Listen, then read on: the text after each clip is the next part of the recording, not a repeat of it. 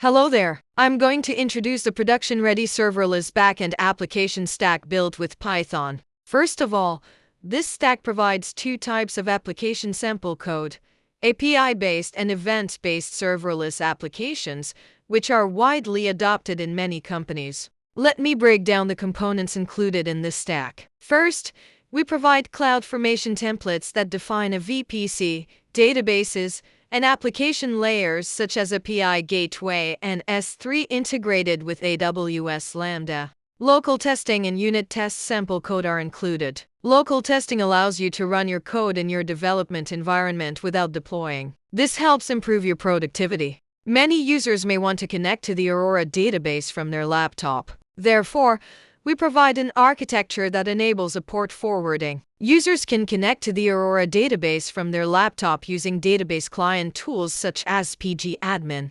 This is the overall architecture of the API Gateway-based application. Users can retrieve data from InPost data to the Aurora database and DynamoDB through the API Gateway endpoint. This is the S3-based application architecture. Sample CSV data is included in this stack. You can upload it to an S3 bucket that is created by CloudFormation. The S3 event triggers a Lambda function. Then the data will be imported into the database.